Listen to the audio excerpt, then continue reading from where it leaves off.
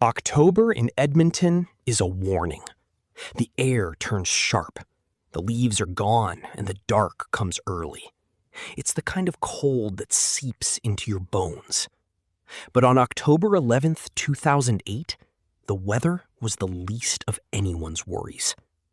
On that night, a 21-year-old man walked out his front door and into a nightmare. He didn't take a car. He didn't take a wallet. He didn't say goodbye. He simply vanished, leaving behind a locked door, a confused family, and a mystery that 15 years later has transformed a missing persons case into a homicide investigation, with no body, no weapon, and no answers. This is the true story of the disappearance of Dylan Koshman. To understand the silence of October 11th, we have to rewind 6 months to the spring of 2008. Dylan Koshman was full of the kind of energy that small towns can't always contain. He grew up in Moose Jaw, Saskatchewan. If you know Moose Jaw, you know it's a place of underground tunnels and wide open skies. It's friendly, safe. But for a young man with ambition, it can feel small. Dylan was anything but small. He was a bodybuilder, solid, 5'9", 190 pounds of muscle. He had these striking hazel eyes, earrings in both ears, and a scar on his left cheek that added a little character to his smile. He wasn't a fighter, though. By all accounts, he was a gentle giant, quiet, respectful, and deeply loved. He had a girlfriend back in Moose Jaw who thought the world of him, but the oil fields of Alberta were calling. The money was good. The future was wide open. So, like so many young men from the prairies, Dylan packed his bags and moved 6 hours west to Edmonton. He moved into a basement suite near 104th Street and 33rd Avenue. It wasn't glamorous, but it was his. And he wasn't alone. He lived with his cousins, family. For a kid from Moose Jaw, that was the perfect safety net. Work hard during the day, hang with family at night. For 6 months, that was the rhythm. He was working. Until Thanksgiving weekend, 2008.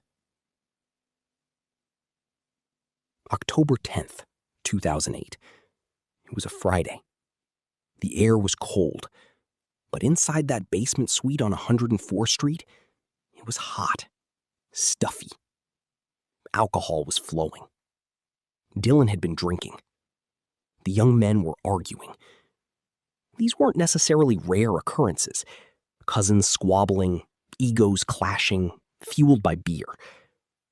But witnesses later told police that this argument was different.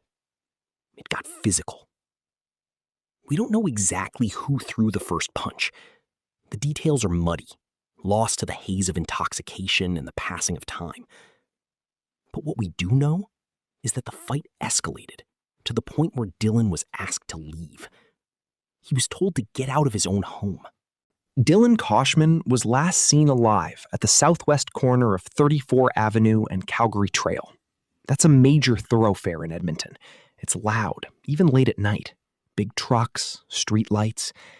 He was seen walking away, head down, hands in his pockets, just walking. That was 2:30 a.m. The sun came up on Saturday morning. Then it went down again. Sunday came, Monday, Thanksgiving Monday. Back in Moose Jaw, the phone wasn't ringing. Dylan's girlfriend tried to call him. Nothing. Straight to voicemail. She tried his cell again and again.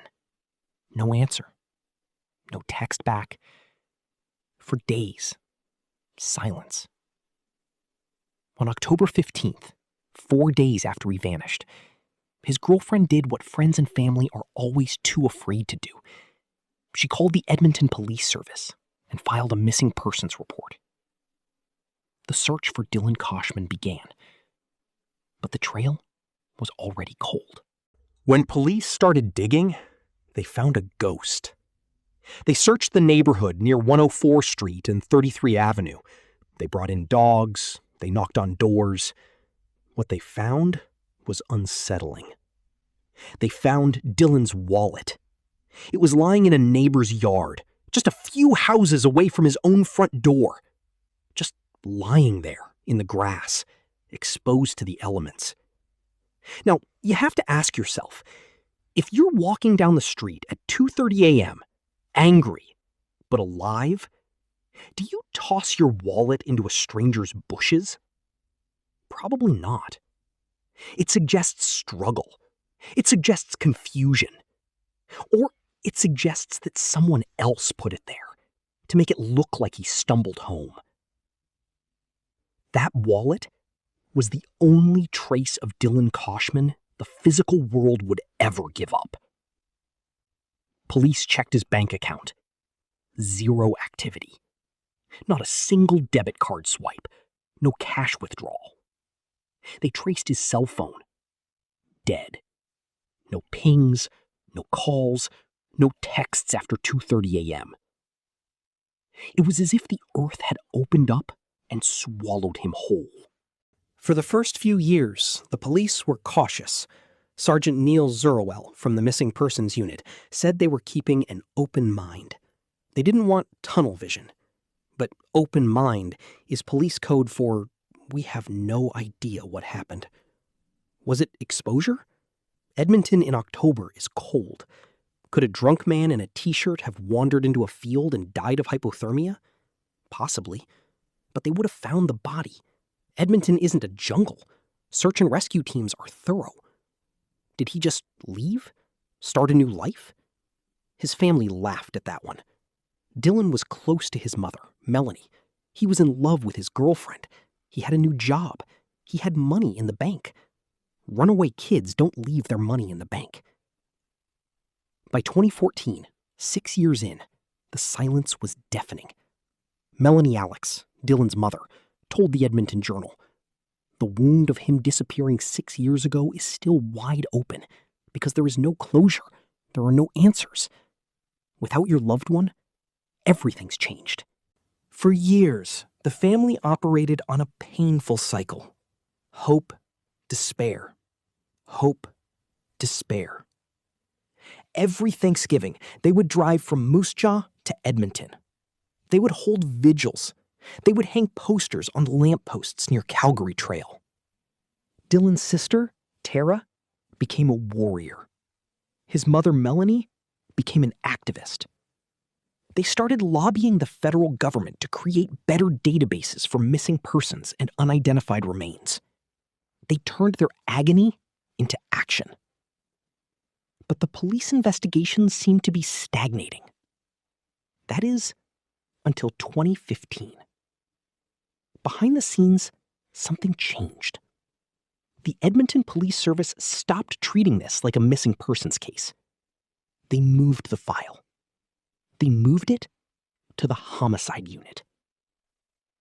Now, the family didn't find this out right away. In fact, they found out through the media. A devastating way to learn that the police think your son is dead. In March of 2017, police confirmed the news. Staff Sergeant Dwayne Hunter said they were looking at the suspicious circumstances behind the disappearance. But here is the maddening twist. When the family asked the police, "Do you have a body? Do you have evidence of death?" the police told them, essentially, no. Tara Koshman, Dylan's sister, spoke to CTV News, confused and frustrated. She said, "They still say they have no indication he's deceased. So I have no idea why they changed it over and why they announced it like this. Why would homicide take a case if there is no body and no proof of death? Because of the nature of the disappearance. Because of the fight that night. Because of the wallet in the yard. Because statistically, healthy 21-year-old men with girlfriends and jobs do not simply evaporate. Someone knows something.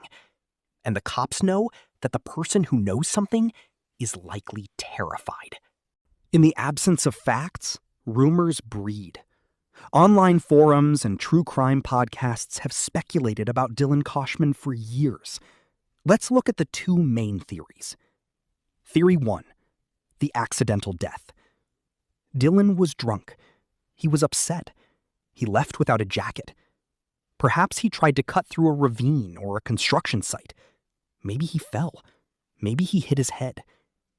Edmonton has the North Saskatchewan River. Could he have fallen in? Possibly. But the river was searched. Dogs tracked his scent to the area. And then? Nothing. It's unlikely a body in a major city goes unnoticed for this long without someone finding a bone, a shoe, a scrap of that dark t-shirt. Theory 2. Foul play. This is the one the police lean toward. The argument at the house. We only have the roommate's version of events. They said they asked him to leave.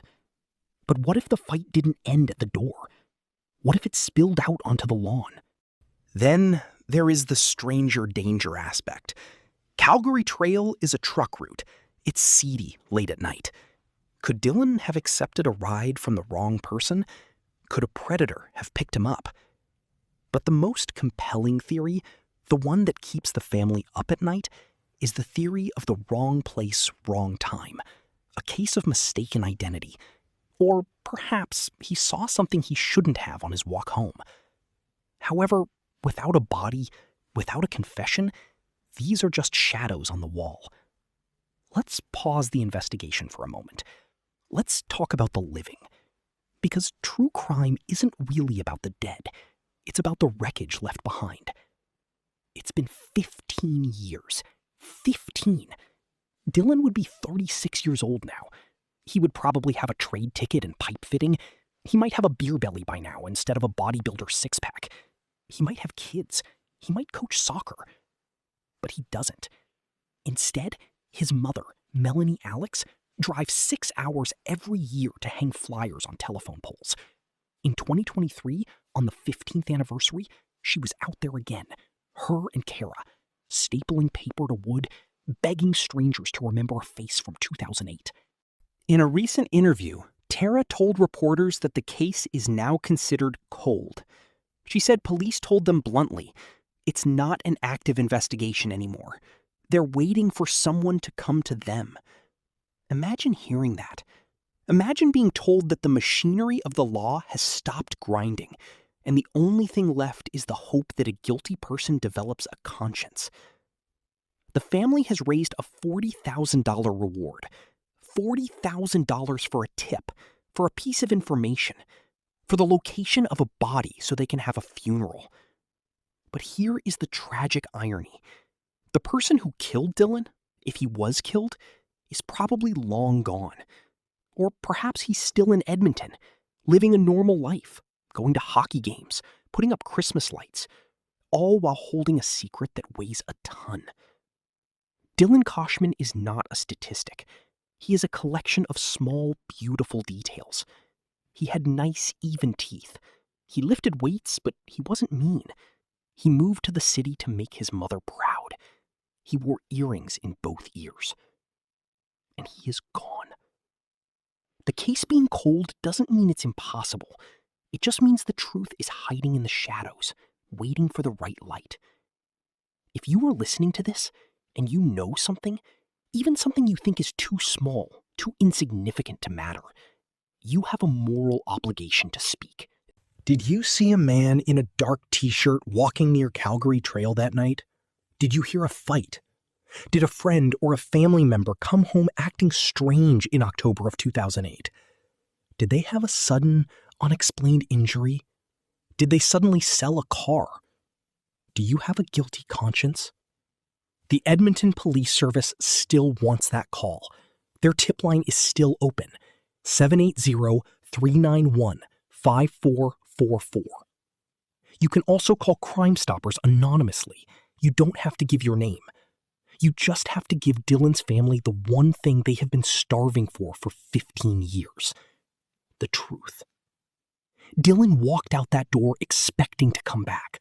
He thought he was just cooling off. He didn't know he was walking into the fog. For Melanie, for Tara, for the girl who loved him back in Moose Jaw, the door is still open.